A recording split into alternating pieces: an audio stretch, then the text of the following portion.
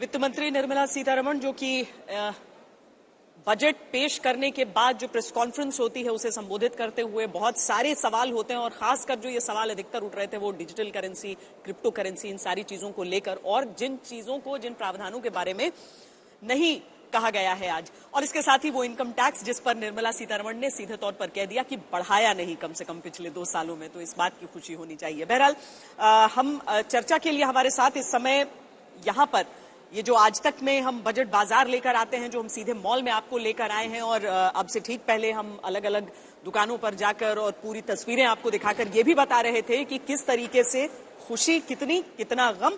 लेकिन अब हम जरा इंडस्ट्री का भी रुख लेंगे और साथ में राजनीति का भी रुख भांपने की कोशिश करेंगे। हमारे साथ इस समय स्टूडियो में भारतीय जनता पार्टी की ओर से राजेश शर्मा जी हैं और साथ में सीपीआई की ओर से दिनेश वार्ष्णेय जी हमारे साथ हैं। बहुत स्वागत है आपका।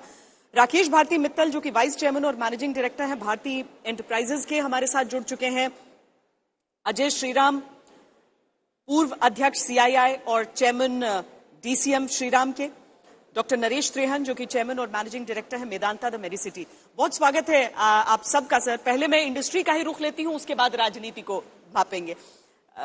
राकेश मित्तल जी, ये समझाइए कि लोग कह रहे हैं, अधिकतर लोग कह रहे हैं और एक्सपर्ट्स कह रहे हैं कि इसमें कुछ भी एक्साइट करने वाला नहीं है, पर क्या आप इस बजट के प्रावधानों को सुनकर वो खुशी महसूस कर रहे हैं या फिर बहुत नॉर्मल या उदासीनता?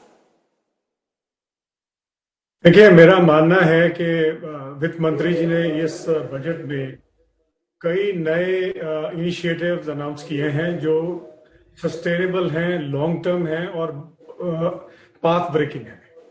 अगर मैं बात करूं डिजिटल करेंसी की, तो डिजिटल रुपी का अनाउंसमेंट किया गया जो अगले साल से लागू होगा। रिजर्व बैंक ऑफ इंडिया उसको इशू करेगा ब्लॉकचेन टेक्नोलॉजी के माध्यम से।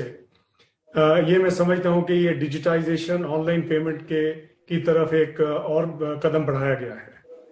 इसके साथ साथ जहां 1.5 लाख पोस्ट ऑफिस को बैंकिंग कोर स्ट्रक्चर में जोड़ने की बात की गई है, ये भी एक डिजिटाइजेशन, ऑनलाइन पेमेंट की तरफ बहुत ही इंपॉर्टेंट स्टेप है। बिकॉज इसमें फाइनेंशियल इंक्लूजन होगा। इसमें जिन लोगों के बैंक अकाउंट नहीं हैं वो अपने bank account on mobile devices, handle devices पे रख सकते हैं, ऑनलाइन पेमेंट हो सकती हैं, ट्रांसपेरेंसी होगा, फाइनेंशियल इंक्लूजन होगा। और इसके साथ साथ जो बैंक्स हैं उनका जो नेटवर्क है वो बढ़ेगा, क्योंकि हर जगह जाके फिजिकल ब्रांचेस जो है वो खोली नहीं जा सकती।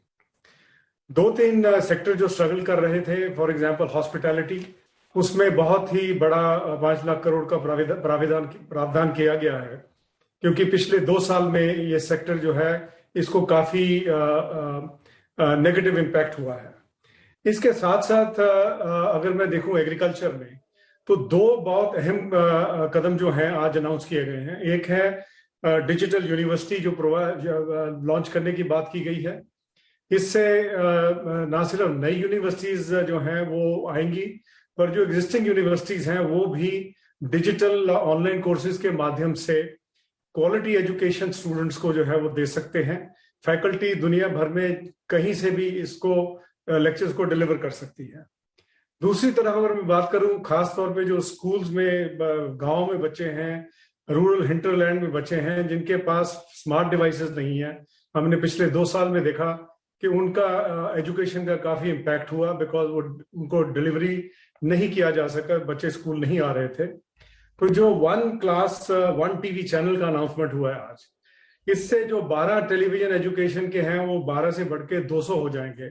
तो हर जो प्रदेश, जो स्टेट गवर्नमेंट है, रीजनल एजुकेशन के माध्यम से अपने स्टेट के बच्चों को एजुकेशन डिलीवर कर सकते हैं।